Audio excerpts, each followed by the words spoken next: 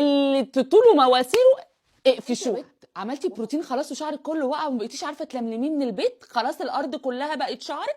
عملتي اللي في دماغك وخليتيه سايح ومنحنح وملزق على خدودك، ارتحتي؟ يا رب تكوني ارتحتي. دونت كراي، دونت كراي. انا جايه اقول لك هتعملي ايه عشان تعالجيه. انا مش جايه ابالك يا هانم، انا مش جايه ابالك، انا جايه اقول لك ازاي تعالجي، ازاي تعمليهم في بيتك علشان شعرك اللي عمال يتساقط. اكتر حاجه دلوقتي بلاقيها شاهي، شعرنا كله وقع. شاهي نعمل ايه؟ انا كنت موجوده. النخاع والخلطه السحريه ازاي تعمليهم في بيتك علشان خاطر حبيبه قلبي تعالجي اللي حصل لك. الخلطه السحريه انا قلت مليون مره ازاي تتعمل، بس اقولها تاني عشان خاطر عيونكم. الخلطه دي محطوط فيها جاز.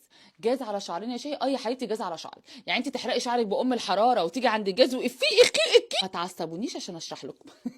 هتعملي زيت جرجير، زيت خروع، زيت توم، زيت بصل، زيت ارجان، جاز. لو عندك عايزه تحطي مجموعه زيوت هنديه حطي برضو، مش هنقولك لا. والاساسي بتاعنا الزيت الزيتون بالنعناع والريحان. ازاي يا شاهي زيت زيتون بالنعناع والريحان؟ هتجيبي 50 ملي، 50 ملي زيت زيتون، هنحط فيهم ورق فريش نعناع ورق فريش ريحان. مش هيعفن لو انت ما سبتهمش وقت طويل مع بعض. انا طالبه اسبوعين فقط ليس الا. انتوا بتسيبوهم 30 سنه وتزعلوا ان هم عارفين، ما هم هيعفنوا يا حبايبي. تسيبيهم اسبوعين في حته ضلمه ناشفه مع بعض، بعد كده تاخديهم تعصريهم بقى، عصوري زيت زيتون بتاعهم، خديه تحطيه على كل الزيوت اللي انا قلتها اللي فاتت بنفس المقدار كلهم مع بعض. هي ليها مقادير معينه، بس انا بحس لما بقول لكم مقادير ان انا بضغط عليكم. سيبكم من مقاديري خلاص، اعملوها نسبه وتناسب كلهم قد بعض. انا كده ريحتك. هتتعمل مره واحده في الاسبوع، هتتحط على فروه الراس بعد ما تترج كويس جدا على فروه الراس مع التدليك 10 دقائق. ممكن تستخدميها برده مع الديرمارالر، ما فيش اي مشكله مع استخدام الديرمارالر 3 دقائق. تمام. هتسيبيها 4 ساعات مكشوفه للهواء، مش عايزاكي عشان ريحتك هنموت، بلاش خلاص. اعملي معاها حمام زيت النخاع بالمره، وممكن تعمليه في يوم تاني از يو لايك. انا مش هتضغط عليكي، انا بسهل لك الامور يكشي في الاخر تفلحي وتتعالجي. تمام. انت هتعملي نخاع في بيتك برضو، بس يستحسن تجيبيه من بره، هيبقى احسن، وفي نفس الوقت كميه اكبر، وفي نفس الوقت مواعينه كتير قوي. يعني اللي انت مش هتوفريه في ثمن العبوه هتصرفيه ثمن صابون المواعين. ايه الصراحه دي؟ النخاع عارفين حضراتكم المواسير العاديه، مواسير الجمل، مواسير البقره، اي عظم. تمام. خروف، اللي طوله مواسيره اقفشوها وحطوها حمام بخار على النار لحد ما تسيح وتطلع كده ماده صفرة ترانسبيرنت شويه. بعد كده تفضلوا تدقوا المواسير عشان تطلعوا كل اللي فيها.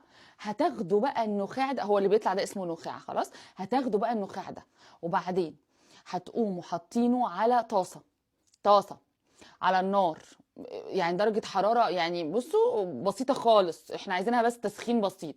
وتفضلوا تشوحوها كده بالمعلقة الخشب، وتضغطوا عليها عشان تطلع الزيوت اللي فيها. هنرمي بقى الحاجات الكتل البيضة دي مش عايزينها خلاص، وهناخد الزيت اللي طلع من النخاع، وها هو زيت النخاع سقفة ليا والله العظيم. هتاخدوا الخليط ده وتخلطوه بقى بزيت زيتون، معلقة زيت زيتون، معلقة زيت جرجير، معلقة زيت جوجوبا. النخاع يبقى ضعف الزيوت دي، يعني الزيوت دي نفس المقدار، معلقه معلقه معلقه. النخاع شوفوا دول هيعملوا قد ايه، والنخاع يبقى ضعفهم عشان يبقى القوام مكلكع شويه، مش عايزينه سايح كده لا، عايزينه مكلكع شويه. والنخاع ده بيتحط من اول فروه الراس لحد الاطراف. تعملوه مره واحده في الاسبوع. لو عايزين تعملوا الخلطه مع النخاع مع بعض مفيش اي مشكله، الخلطه بتتحط على فروه الراس والنخاع بيتحط على فروه الراس لحد الاطراف. ما تغطوش شعركم لو هتعملوا الاثنين مع بعض. لو هتعملوا النخاع لوحده ممكن تغطوا شعركم بفوطه سخنه او طرحه قطن تقعدوا بيها ساعتين براحتكم، وده برضو يترج كويس قبل كل استخدام. استخدموا دول، انا عايزاكم بس تنتظموا عليهم 3 شهور. 3 شهور وانا عايزه اسمع النتيجه. ما عملنا كل ده انا جايه ابيع لك بقى هنا بقى انا جايه ابيع لك الشامبو حمام الكريم اللي مش هتعرفي تعمليهم في بيتك، فهاتيهم من عندي وخلاص، يا اما تجيبيهم من اي حد عنده برضو ناتشرال برودكتس او صيدليات. والله في حاجات برضو جميله، مش هنعترض على حاجه، المهم يكونوا مناسبين لفتله شعرك وحلوين. عايز تفردي بقى شعرك خلاص، احنا دلوقتي هنعالج البروتين والكرياتين او الكافيار او التريتمنت او الارجان ثيرابي اللي انت عاملاه. عايزه بقى تفردي شعرك، خلطه السلكي اهي والخردل. انا قلت طريقتهم مليون مره، بس عايزين اقولها المليون وواحد عشان خاطر عيونكم هقولهم. اكتبوا لي في الكومنتس لو عايزينها.